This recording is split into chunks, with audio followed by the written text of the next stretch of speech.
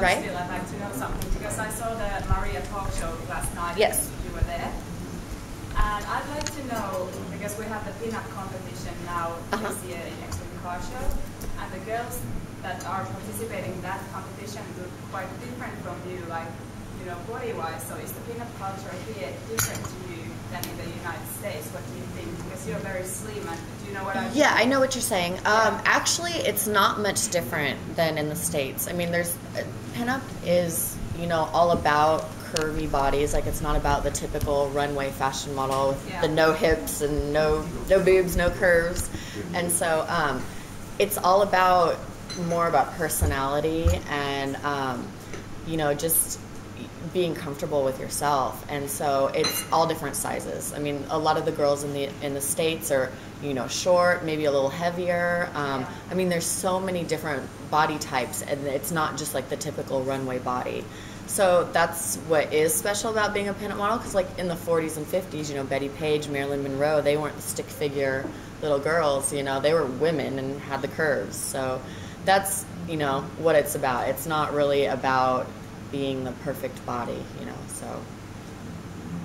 So you think that maybe in your line of business, more different body types are accepted than in the pinup modeling, yes. Not in like the fashion modeling or any of that. Like I do both, so that's kind of why I work really hard to try to stay smaller and all that, but like it doesn't, in the pinup world, it really isn't as much. It's more about your facial expressions and being beautiful inside and out, and not just, you know, perfect body. So. And you have a lot of big tattoos. How do the tattoos go along with the pinup culture? Because I actually didn't know that they are involved. Well, you know what? Originally, pinup models didn't have tattoos, but now it's kind of more of like the twist of like modern day pinup. Honestly, when I first started modeling, I just had like a half sleeve of tattoos, and all the photographers could turn me so it looked like I had no tattoos at all, so I could hide it. And I just kept getting more, and there's probably only about 4 pinup models in the United States when I started.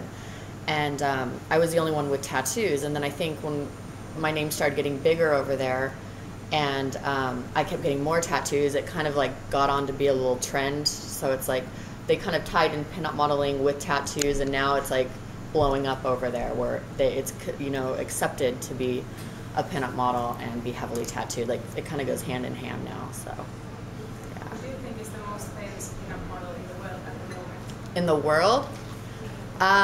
Probably Dita Von Teese. Yeah, I think. Yeah.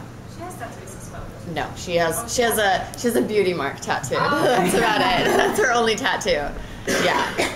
But okay, so she's a bit of an exception, but she doesn't. Yeah, well, you know what? I personally don't think girls should go out and get tattooed to think they're going to be a pinup model, because I think it's just, that was just my own thing. You know, that I own tattoo shops, I like getting tattooed, and that was kind of my deal. But I think a lot of girls these days think to be a pinup model you have to get tattooed, which I don't think's good, because, you know, I think you should get tattooed because you want to get tattooed, not because you think it's going to make you a model. So that's like a hard one, teaching younger girls that you don't have to be tattooed to be a model. But, yeah, just it's your own thing. Yeah. What is your show like in Las Vegas? You know what? I'm actually not dancing right now. I was a showgirl in Jubilee at Bally's Hotel, and I did that for a while, and then I went over to the Moulin Rouge out here.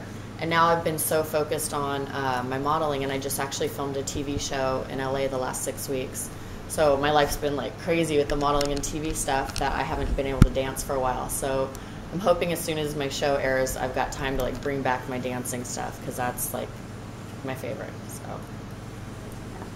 Do you really like the cars and motorcycles, or is it just work? Do I really like the car scene? No, I do. I really like the car scene. I actually have a lowrider. I have a '65 Impala, but I definitely like the car scene. I love all the old cars, you know. So yeah, it's fun. And I love modeling with all the different cars. Yeah. How big the business is not right now? What's that? How big the business is? How big is the business, as in being a pinup model over there? It's actually becoming a lot more mainstream. It was small for the last 5 years or so, And then probably maybe in like the last like 2 years or whatever, it's gotten really big. Definitely. Is there hard competition? It isn't for me because I'd already made a name for myself, but I think if any girls, all the newer girls that are starting now, there's definitely a lot of competition. Yeah, it's getting really big, so. Any other questions? Yes? You also burlesque artist. Yes. That's something that I heard first time about that thing about maybe 2 years ago, quite new here. Can you tell something about what is that? Burlesque is kind of like the old 40s, 50s striptease. Betty Page, Tempest Storm, those are prime examples. Dita Von Teese is one that performs in Europe a lot. She's it's kind of like, it's just like a striptease, you know, like by the old 40s, 50s style classic music, and feathered fans, and it's hard to explain. You gotta see it. I needed to show you.